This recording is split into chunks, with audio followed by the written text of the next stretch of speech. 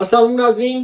खैबर पख्तूनख्वा में जो senate elections होने जा रहे हैं उस सिलसिले में इमरान खान साहब ने सेनेट के जो उम्मीदवार हैं वो नामजद कर दिए हैं और अडयाला जेल से मिस्टर सैफ के साथ मुलाकात के बाद उन्होंने ये तय किया है कि कौन कौन और किस किस को टिकट दिया जाएगा, जिसमें दो तीन नाम बहुत इंटरेस्टिंग है। जिसमें पाकिस्तान तहरीक इंसाफ और इमरान खान सेनेट का टिकट देने जा रहे हैं मुराद सईद को। मुराद सईद जो कि पिछले 2 सालों से मंजर आम से गायब हैं, वो कहाँ पर हैं, वो पाकिस्तान में मौजूद भी हैं या नहीं है, वो किस जगह पर हैं, इसका किसी को इल्म नहीं है।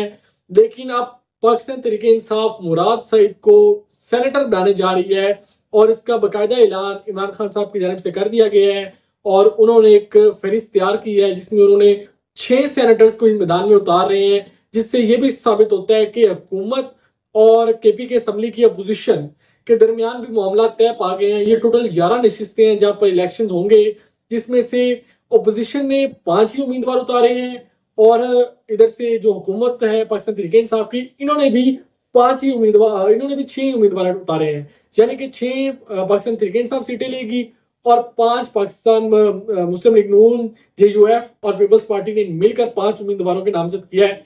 यानी कि ये सेटलमेंट हो गई है और ये टोटल 11 नशिस्तें फिल हो गई हैं। पाकिस्तान तहरीक इंसाफ की जानिब से मुराद सईद का नाम एक शॉकिंग नाम है कि वो उनको नामजद किया गया है। इसके साथ फैसल जवेद का नाम है और सानिया निश्तर की सीट पर मिशाल यूसुफजई जो कि बुशरा बीबी की तर्जमान भी रह चुकी हैं, उनको नामजद किया गया और साथ में आजम सवाती साहब को टेक्नोक्रेट की सीट पर यह सेनेट का टिकट दिया जा रहा है। तो वो जो सेनेट के इलेक्शंस में जो बाज़गश्त थी कि एक बड़े पैमाने पर पैसा चलेगा और बोलियां लगाई जाएंगी, तो उसकी पाकिस्तान तहरीक इंसाफ ने एक पॉलिटिकल मूव खेली है और हुकूमत को कहा है कि आप 5 नशिस्तें ले लें और 6 हमें दे दें और हम इस इलेक्शंस को कोई ज्यादा इस इलेक्शन को जो मुतनाज़ा नहीं बनाते और इसको हम मुश्तरका से इस इलेक्शन को इस तरह डिसाइड करके इस ला लेते हैं। हालांकि ये खदशा जाहिर किया जा रहा था क्योंकि अपोजिशन की जो जेन्युइन सीट्स बनती हैं वो 3 से 4 सीट्स बनती है अकॉर्डिंग टू उनकी जो केपी के असेंबली में स्ट्रेंथ है। लेकिन पाकिस्तान तहरीक इंसाफ ने ज्यादा सीट्स बचाने के लिए एक पॉलिटिकल मूव की कि एक सीट उन्होंने एक्स्ट्रा दे दी हुकूमत को, जिस पर वो राजी हो, अपोजिशन को जिस पर वो राजी हो गए और अब वो जो पैसे देकर और करोड़ों रुपए MPs को लगाकर बोलियां लगेंगी, उससे ये बचत हो सकती है। दूसरी एक इंटरेस्टिंग न्यूज आई कि रेहाम खान, इमरान खान साहब की साबिका अहलिया, उन्होंने पार्टी लॉन्च कर दी है और उस पार्टी का उन्होंने नाम रखा है पाकिस्तान रिपब्लिकन पार्टी।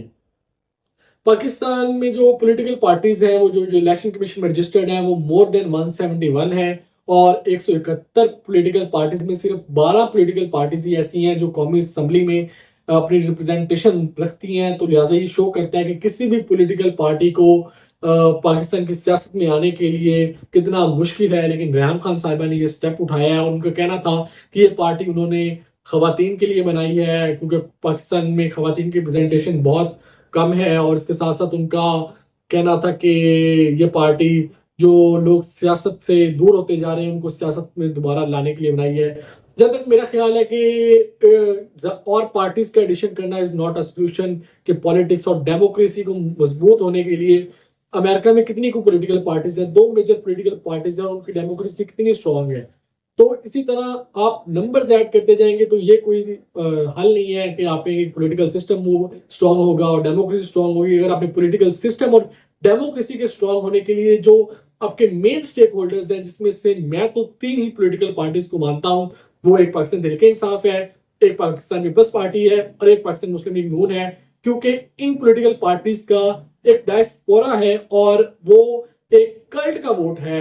जैसे पाकिस्तान पीपल्स पार्टी का सिंध में वोट है, वो एक कल्ट का वोट है। पाकिस्तान मुस्लिम लीग नून का पंजाब में अभी भी वोट एग्जिस्ट करता है। हमारे जो स्पेशली तौर पर पंजाब के जो साउदर्न पंजाब के एरियाज हैं उधर पाकिस्तान मुस्लिम लीग नून का एक स्ट्रॉन्ग वोट है। और इमरान खान साहब का जिस तरह PTI का KPK में बहुत स्ट्रॉन्ग वोट है और पंजाब में भी उनके रूट्स हैं।